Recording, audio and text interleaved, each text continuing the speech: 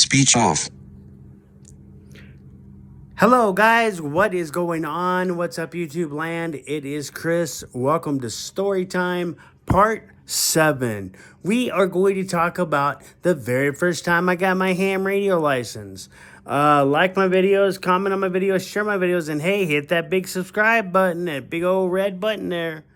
Okay, you want to subscribe because I now have the Old Blind Sunny Monday Ham Radio Show already up. First episode is already up. You want to check that out.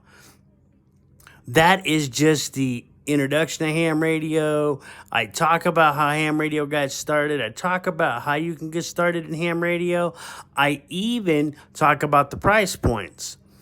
Also, guys, just like, comment, and share my videos and subscribe. Help me grow my channel, guys. It helped me a great deal. And if you want to learn about ham radio, make sure you visit hamradioprep.com to get your free exam. Now, let's get into Storytime Part 7. So, a little bit before I graduated, I was about 18. I graduated when I was 18. So, before that, I had gotten my amateur license, okay? So it goes to show how long I've been a ham. I've been a ham for 25 years. Had the same call sign ever since, KC7UDH. How can you forget? So let me go back a few years a little bit here and tell you. So I had her brother. So we went to school with this girl named Jessica Lauser and her brother. So here's how this story is going to start out. So her brother did not go to the same school as me and Jessica, but we lost touch. We lost touch. She lived on Mount Lemmon, but we lost touch for a little bit after she left school and all that. And so I was talking to her one day, and she said, "Yeah, me and Jake are ham operators." And I said, "Ham radio? What's that?" I said, "I CB." She goes, "No, it's a lot better." She said, "We used to be into CBs, but now we're into ham radio." I said, "Oh, well, what do? You just, She told me everything, and a guy. I forgot where I got tapes, but I got a whole bunch of tapes and I got this big old packet in the mail where I could study, right? A guy got me, I don't know who got me the exam tapes, and the copies of the exam, the print copies, I forget who it was, but there was a big old packet in the mail of tapes and papers and whatnot. And, my mom, she was cool when she wasn't weird, but she was cool. She helped me study for my exam and my ham radio license, and I even wrote out stuff in Braille. I at least took about 1,000 index cards. I wrote all the answers. I wrote all the questions. And so I was listening on a scanner because I had a police scanner back in them days. I've always been into radio type stuff, scanners and stuff like that. I had a handheld scanner. I had a couple of them. And so I was listening to Jake and Jessica on, it was the 88 machine at the time when they used to have the AMSAT net, the Amateur Radio Satellite Net, every Wednesday. And I also listened to him on 147.14. Well, Jessica had her mobile. Of course, she didn't drive. But Jessica had her mobile, and Jake had the HTX 202 back in the Rad Shack days. Yeah, remember those Radio Shack radios, guys? So I really listened to ham radio. Back in the day, they used to have a thing called the auto patch. Oh, well, I'll talk about that in ham radio in the Sunny Monday Ham Radio, Old Blind Sunny Monday Ham Radio Show. So you want to stay tuned for that. That's why I say like, share, comment, and subscribe to my YouTube channel. So, so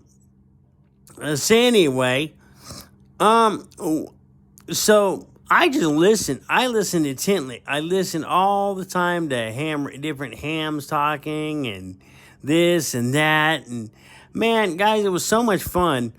Man, so when I first became a technician class, I was so my step grandfather who played guitar. I talked about him, Frank.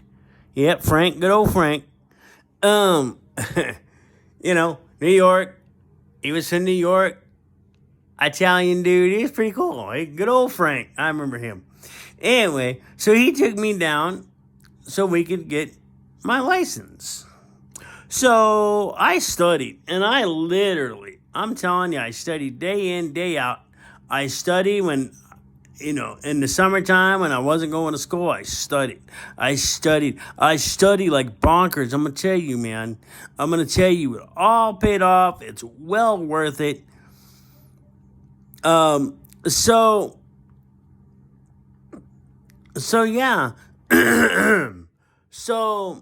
Back in them days. I went down. Frank drove me down there. We took my I got my license. I missed it by 2 questions, which is pretty dang good because I didn't fail. I passed my exam by missing 2 questions.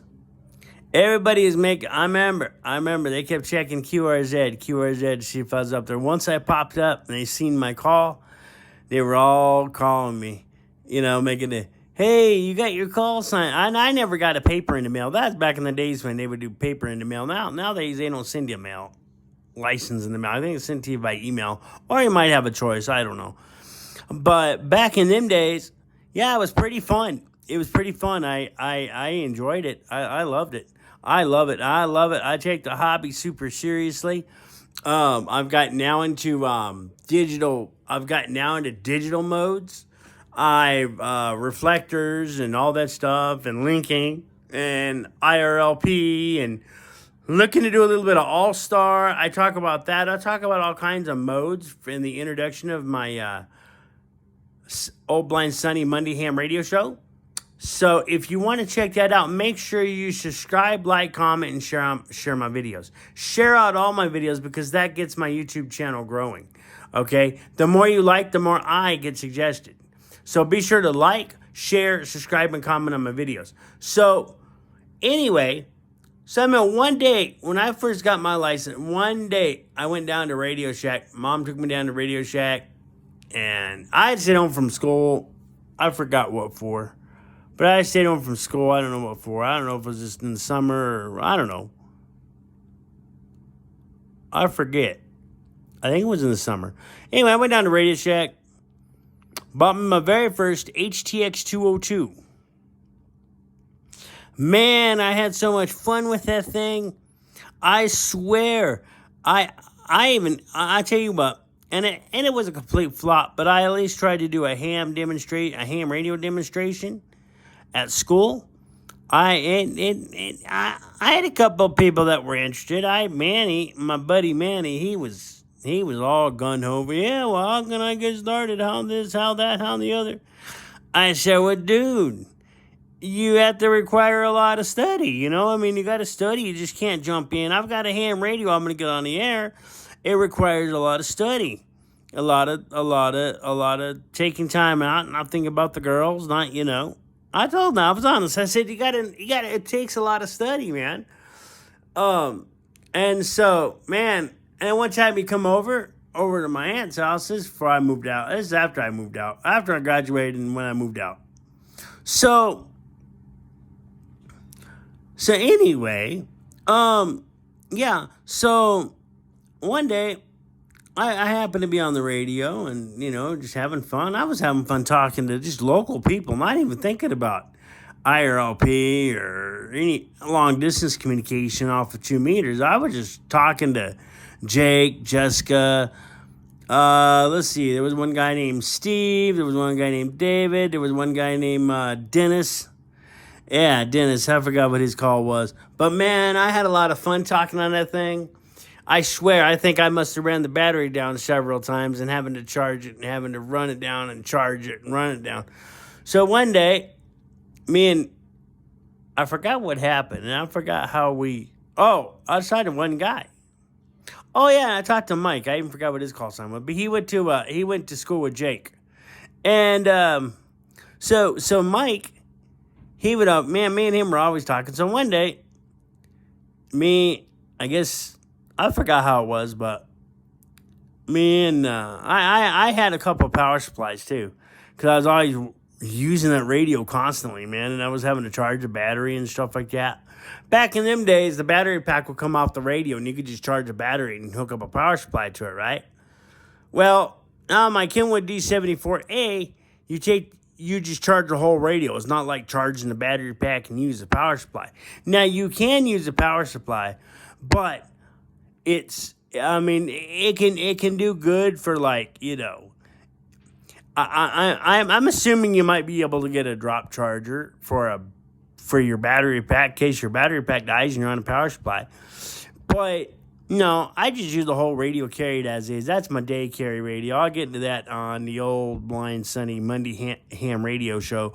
So one day, on this particular first time of ever being a ham operator, it had been about a month or two, maybe a few weeks. So Mary's listening to me talk to other people. She's enjoying it. She's liking it, and she's getting into it. All of a sudden, this guy come on. Hey, anybody out there call 911? So I got on there. I said, yeah, it's case 7 UDH. Go ahead. He said, yeah. He says, there's a brush fryer around over here. I said, where's the location? I'll call it in. So, of course, knowing me, I called 911, told him, yeah, I got a ham radio operator. I gave the call sign, gave his name, and I said, I'm reporting a brush fire from amateur radio. And they said, do you know where the location was? So I gave him the location. I said, yeah. I was around Tucson somewhere. It was somewhere. And it was another time. Anybody out there, call, can somebody call 911? And this when it was monsoon. We got people trapped out here. They were floating down. They were tubing down the Santa Cruz, and they got trapped. So, yep. Again, I had to call 911. Oh, and as a matter of fact, the brush fire that was on the radio that they reported to me was actually close to my mom's yard. My mom lived around Valencia and Cardinal. So I can remember the day I called 911, and the fire department, of course, were there. They were at that scene, not at the house, but we did have a house across the street where the fire department were always going, and I remember that time. I remember I was having a scanner going one night, and they said 3284 West Capistrano. I'm like, ew, that's right across the street. Okay.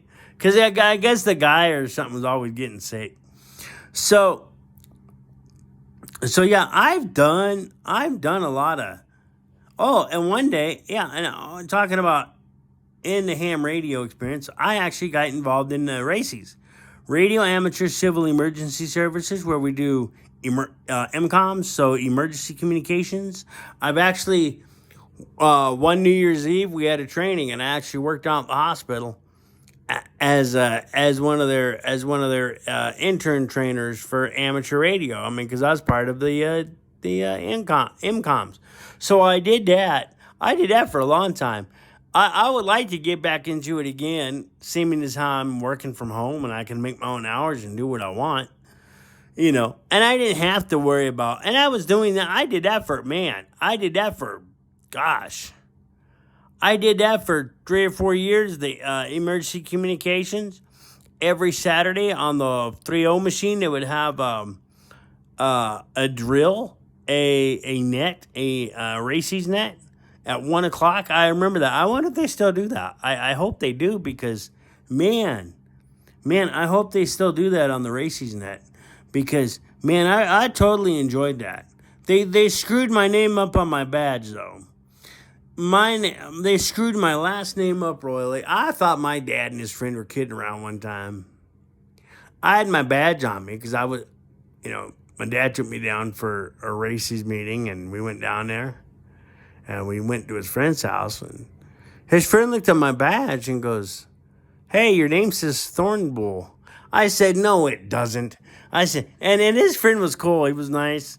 Those two worked on cars together. His friend was cool. And yeah, sure enough, my dad looked, yeah, it says Thornbull. I thought, what?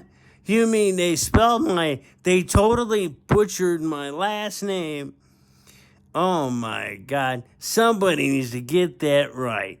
So, so yeah, I've gone through radios. I've gone through my 202.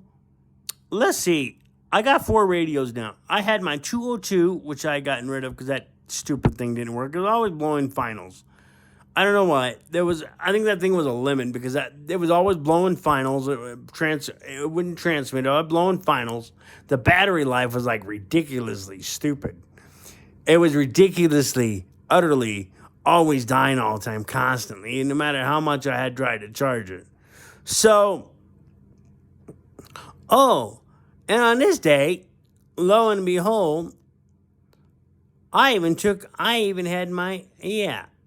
One day I went to school with my ham radio, and one of the day I was going to do a demo.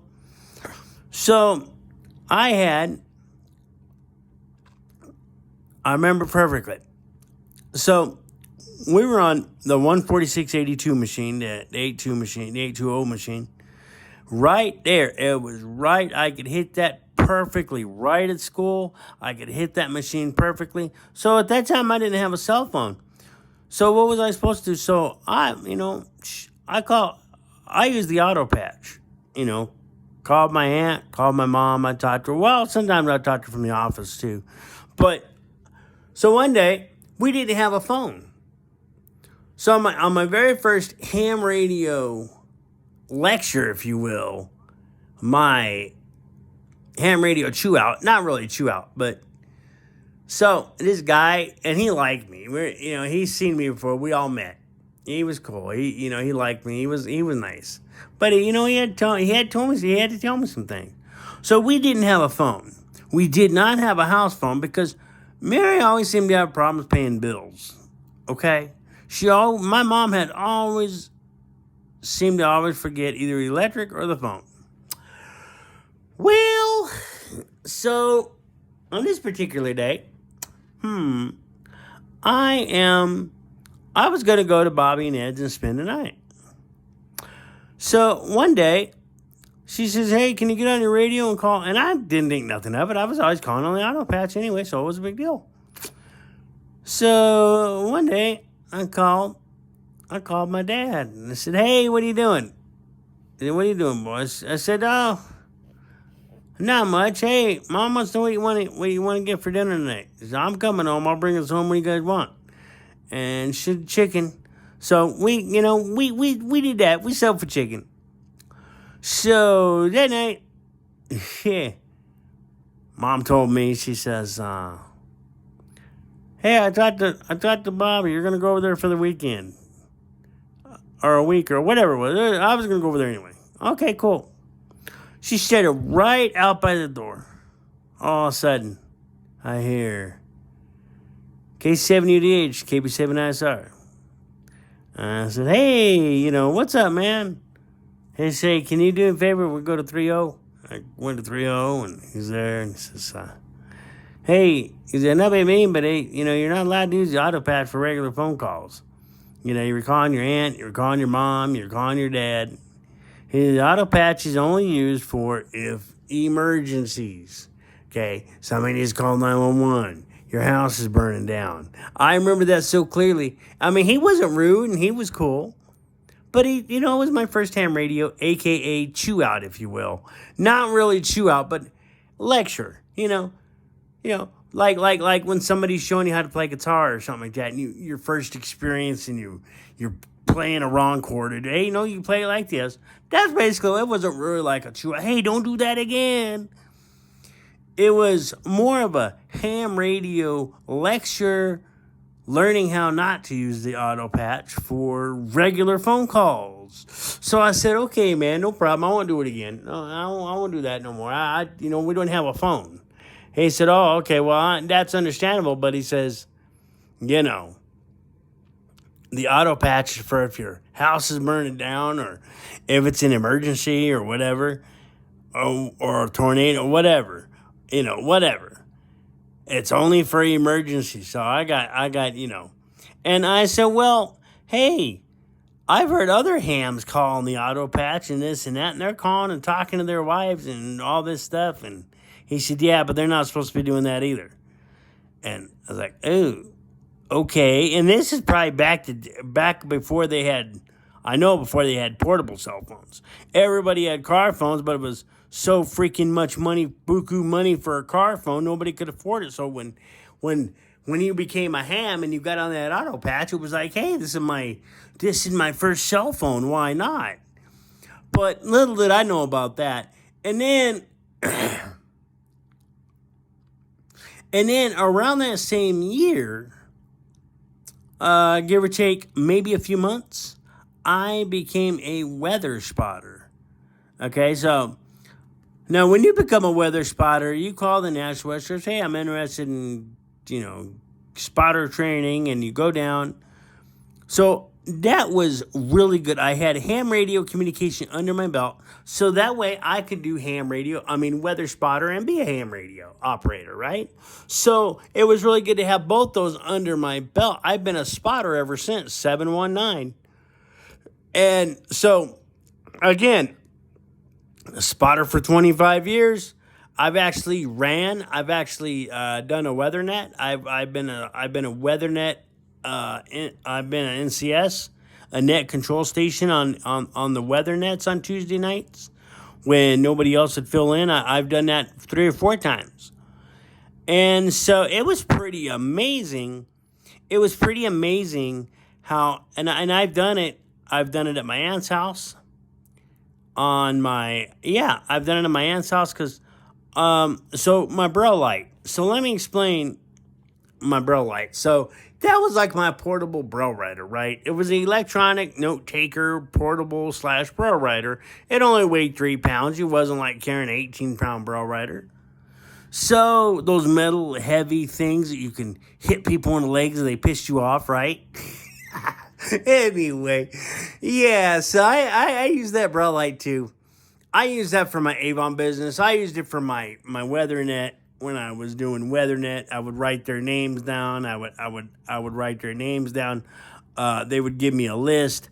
I would write the names down on the list, and I was able to run the WeatherNet successfully. I mean, I had a lot of success doing that. Would I still do it? Sure, I'm glad to still do it. Would I still be in races? You bet your butt.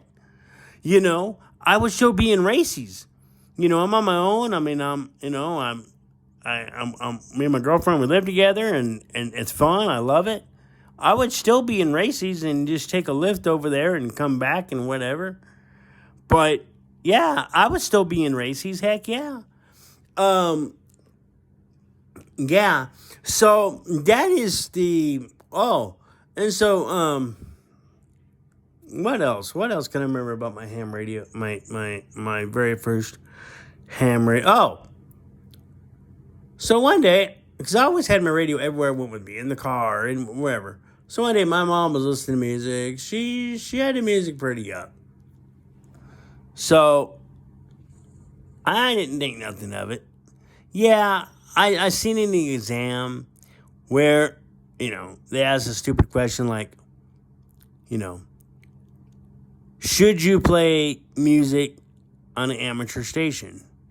And you can have music going in the background, but no, most likely, technically, definitely not.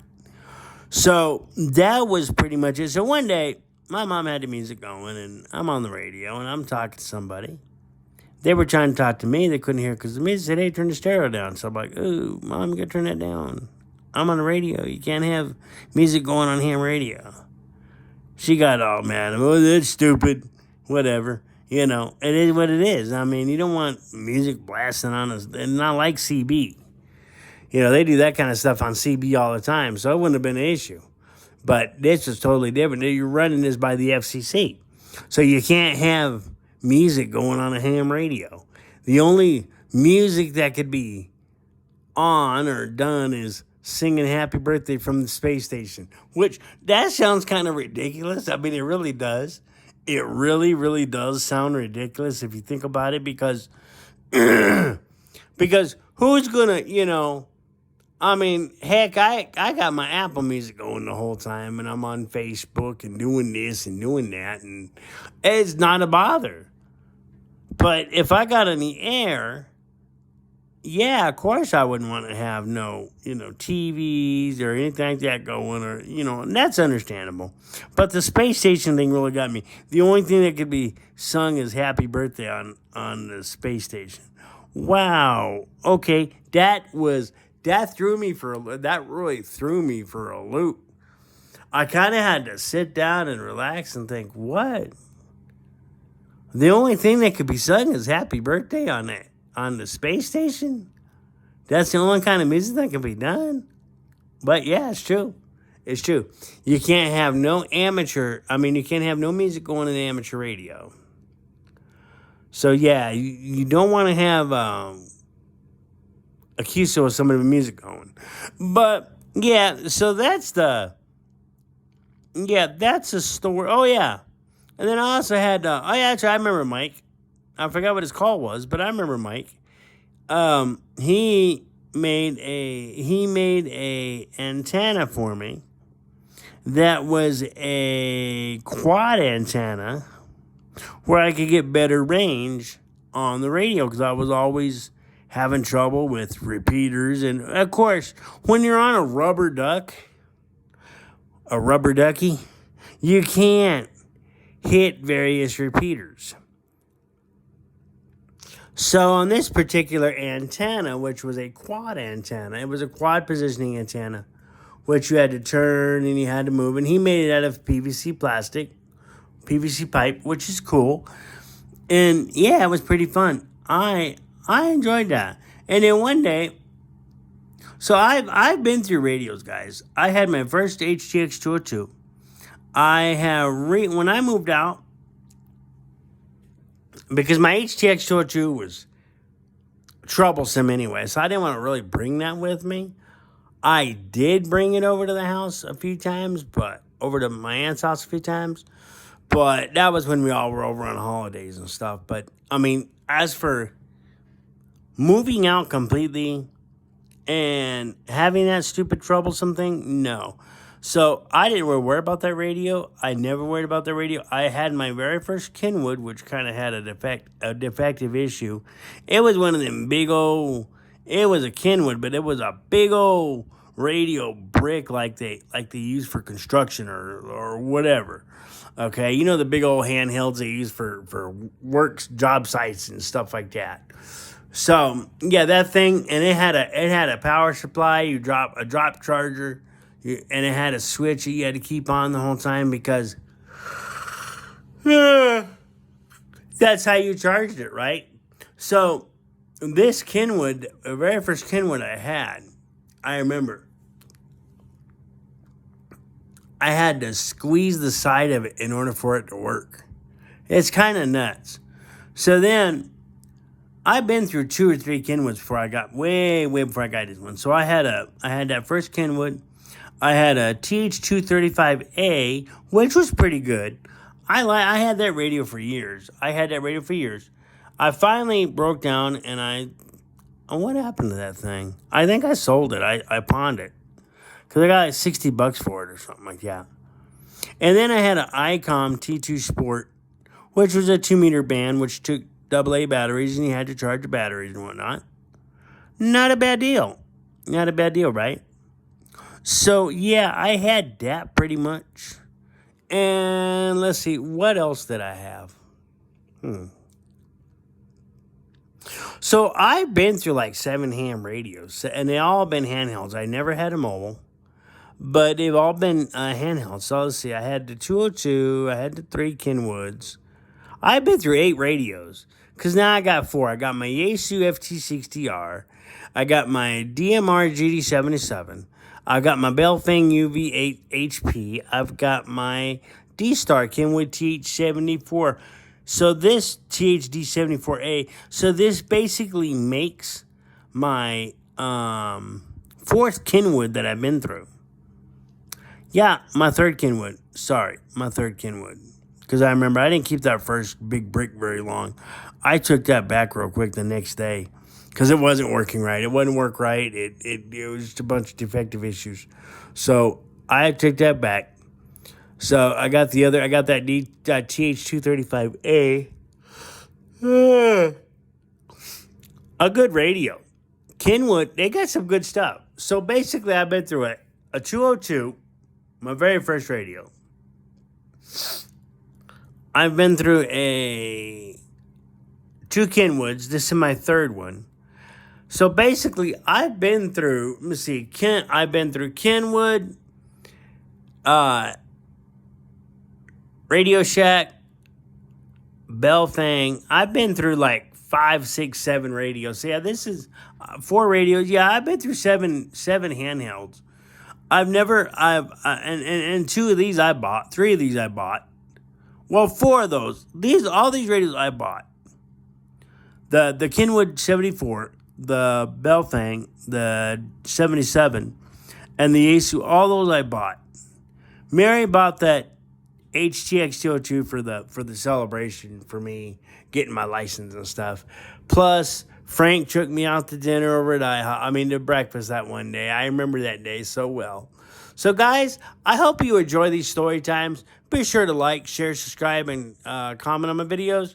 Everybody take care. Have a good one. I'll see you next Monday on the Old Blind Sunny Monday Ham Radio Show. And also, don't forget, tomorrow's Survive the Wild, Friday's Eurofly, and Saturday's is a general random audio game update. I haven't had any idea what I'm going to do. I was going to upload Sunday, but hey, it is what it is. I forgot about it. I forgot to upload Sunday. So, we'll talk about work from home next Sunday. Guys, 73's KC7UDH. I will be out, and you guys take care. Speech on. Take picture. Stop recording.